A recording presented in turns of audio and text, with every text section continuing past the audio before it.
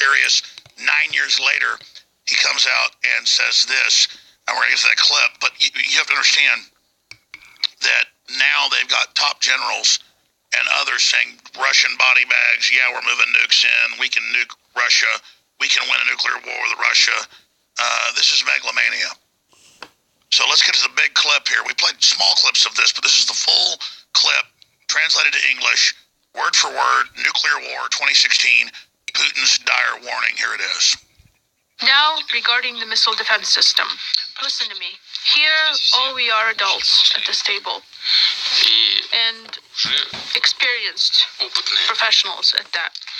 And I'm not even going to ask you to relate everything that I say later in your newspapers, publications, and influence your media outlets. I just want to tell you on a personal level and remind you certain things. You see, the world has been free of major global conflicts in the past few decades due to the geostrategic balance of power which used to exist.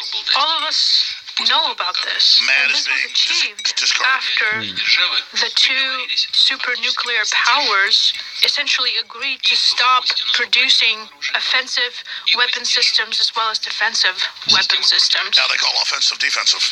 Because everybody understands, and this is how it works, if one side becomes dominant in their military potential, they are more likely to want to be the first to be able to use such power.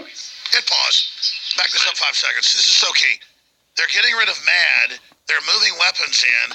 They're telling Russia you can't have weapons while they're developing new ones, trying to overthrow these countries to start a fight. That's the whole point. And the average American goes, oh, Obama's black. It's okay. It's crazy town, folks. Russia wants to spend its money on infrastructure and families and repopulating Russia and inviting people in to colonize. They don't want to depopulate and collapse. They're the only country that doesn't, because they've already enjoyed 85 years of New World Order enjoyment. Let's go back to the clip. Likely to want to be the first to be able to use such power. This is the absolute cornerstone to international security. The anti-missile defense system and all of the surrounding agreements that used to exist.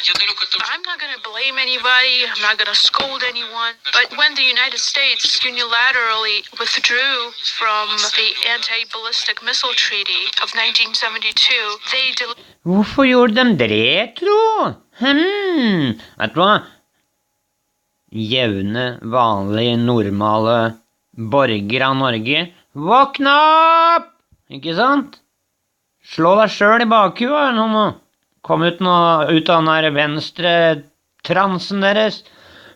Og ut av det der falske venstre-høyre paradigmet, for vi er i fare, sier jeg bare. Verden er mer sikker enn, altså aldri vært så sikker som nå, sier Obama. Når det motsatte er sant. Delivered a colossal blow to the entire system of international security. And this was the first blow when it comes to assessing the strategic balance of power in the world. And at that time, in 2002, I said that we will not be developing such systems because, one, it's very expensive, and two, we aren't sure yet how they will work. So we're not just going to burn our money. We will take a different route and develop offensive weaponry in order to retain this geostrategic balance. Just for this, not in order to threaten somebody. And they said, fine, our defense system is not against you, and we assume that your weaponry is not against us. Do whatever you want.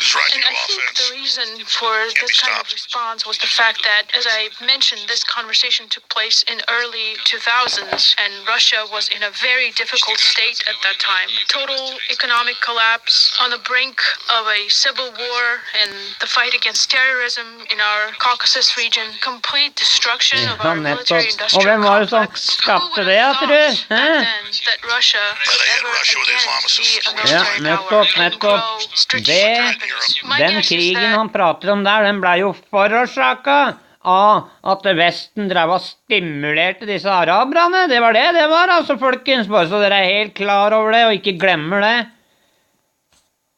Nå må dere bestemme dere om dere vil ha det globalt. For det det blir, altså, hvis disse to går løs på hverandre, hvis amerikaneren, forsvarsstaben der og sånn, tror at de kan vinne en atomkrig, folkens. Dette folk som sinnssyke, jeg sier det igjen, de psykopater. Hvis de tenker på å bruke atomvåpen, når det 30-40 000 har dette sinnssykdom, vet du. På høyeste nivå, at det helt tatt blir, at generaler og sånn kommer ut i Fox News og begynner å prate om at de må legge russer i bodybags og greier, for å vise litt av, dette her sinnssykt. Jeg har aldri før hørt sånn retorikk, og dette her, nå må vanlige folk begynne å reagere inn. Si hva de mener, snakke med hverandre, ikke minst.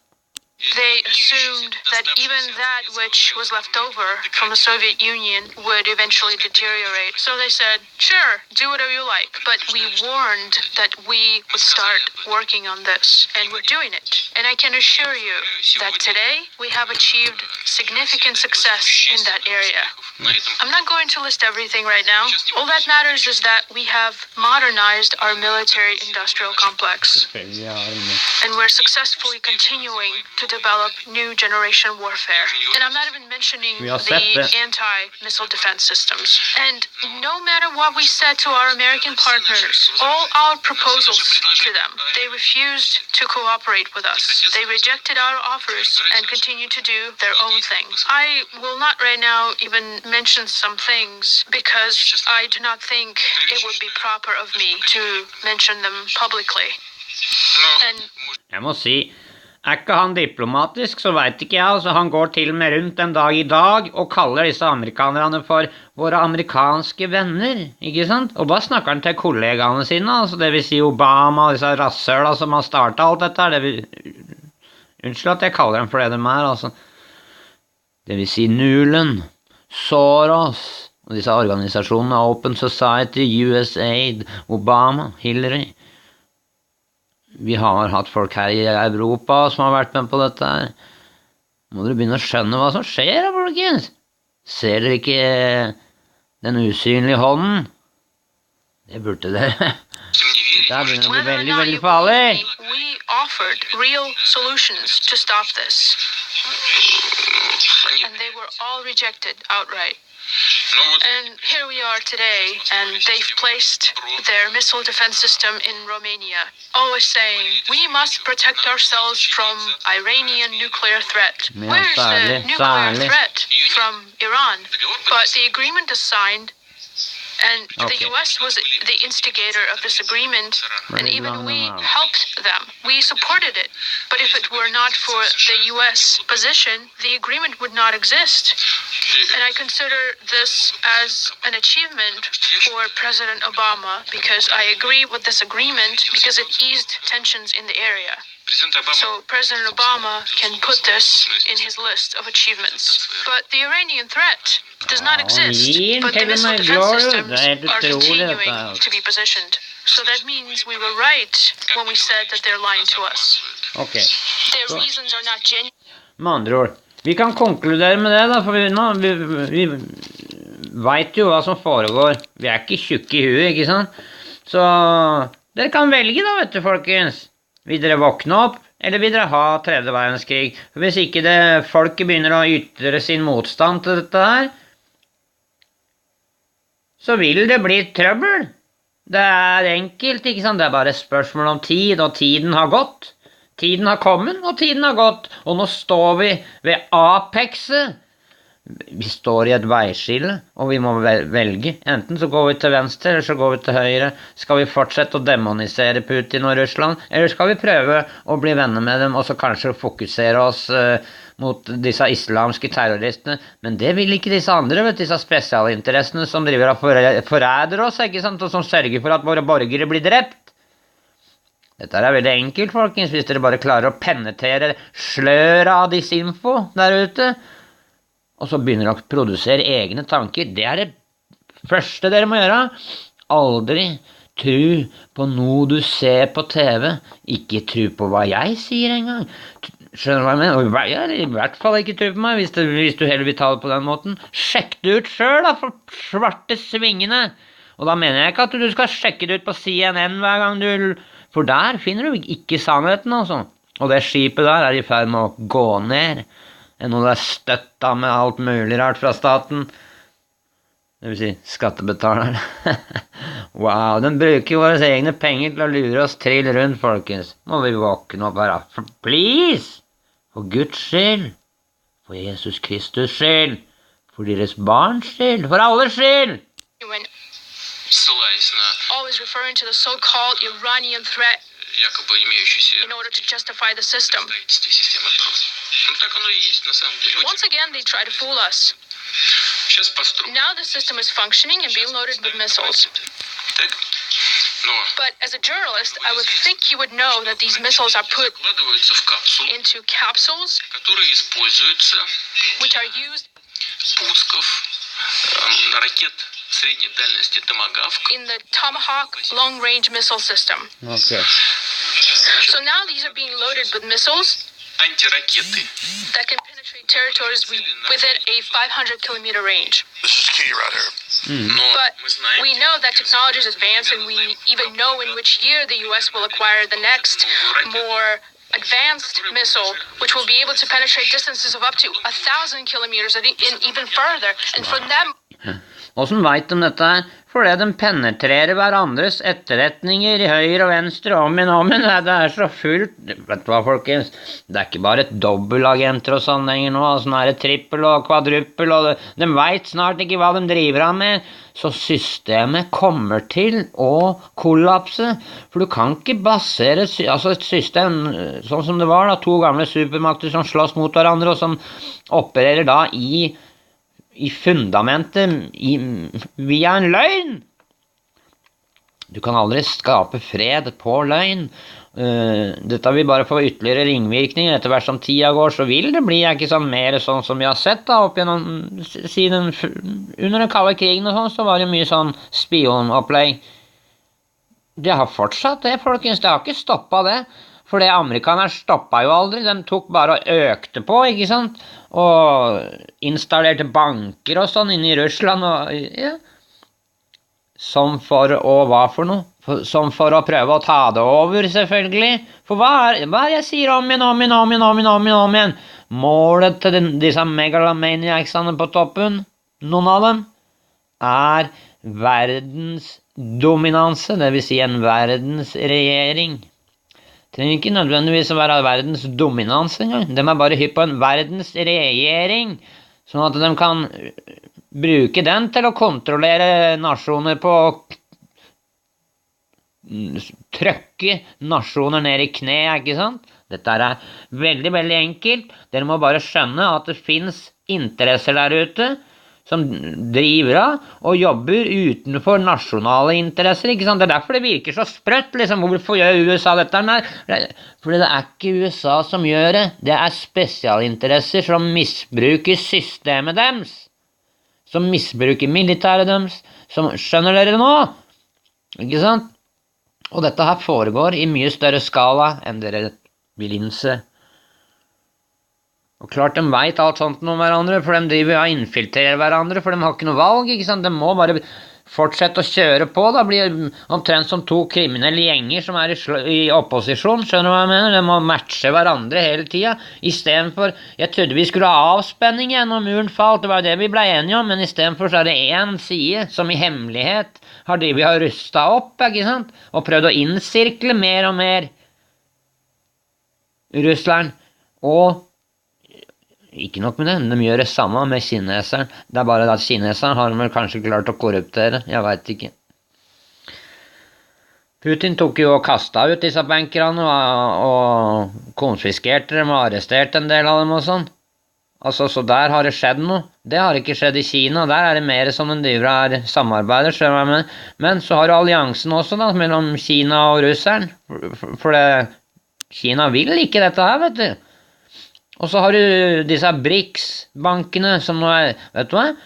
Hvis ikke vi begynner å skjerpe oss, og alle av oss får øye opp for hva som virkelig skjer, så kommer det til å gå til helvete, folkens. Og med det så mener jeg det at dere må ikke tro det dere får greie på TV-en. Altså, jeg mener, hvis du tror på TV 2-nyhetene, så er du dum. Så enkelt er det, altså. Sorry til å si det til dere, men det er sant. On, they will start to directly threaten Russian nuclear potential. Sier jeg ikke at RT er noe bedre, for det er det samme der. Vi driver av med det samme, begge sier, ikke sant? Informasjonskrigføring kalles dette her. Han sa det i stad, asymmetrisk krigføring, ikke sant? Og de gjør også masse annet. Sprø ting, folkens! We even know year by year what's going to happen, and they know we know. It's only you that they tell these fables and you buy it and spread it to the citizens of your countries. And your people do not feel a sense of the impending danger. Nei, for den får ikke greie på det. This is what worries me. How do you not understand that the world is being pulled in an irreversible direction? Og nå er vi inne på det Putin snakket om før, om at ok, da må de svare med asymmetrisk krigføring, og det er det han gjør. Han prøver å alarmere. Det er derfor han har opprettet så mye og satset så hardt på media. Og jeg må jo si, når du sammenligner storyene og sånt, og leiter i beviser, folkens, våkne opp, please. La oss unngå tredje verdenskrig. Jeg vil ikke ha noe utveksling, jeg vil ikke ha noe bullshit, jeg vil ha en fremtid! Og det vil dere også. Det begynner med at vi vet hva som foregår, ikke sant? Og når vi vet hva som foregår, så kan vi si nei til det. Hvis vi ikke vet hva som foregår,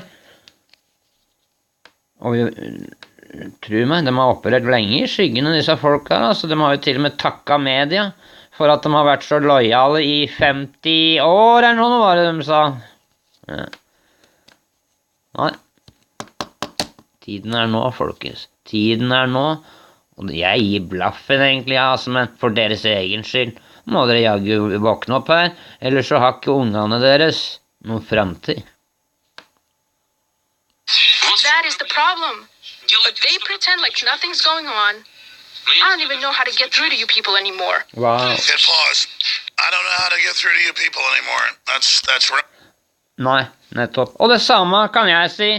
Når jeg gnålet om dette her siden Ukraina-hendelsen og de skautene MH17, jeg sa det fra dag 1, ja, at det der var to Kiev-kontrollerte, russisk konstruerte, altså bygd i Russland en gang, SU-24 som lå og skygget MH17, og at det foregikk noe helt annet enn det vi ble fortalt. Jeg har fortalt det, jeg begynte å fortelle dere om nulen og fuck the EU og de greiene der, men ingen virker som å høre. Kanskje det er på tide å begynne å høre. Trenger ikke å høre på meg engang. Dere kan bare begynne å sjekke andre steder enn TV 2 og NRK. Det hadde vært veldig smart av dere.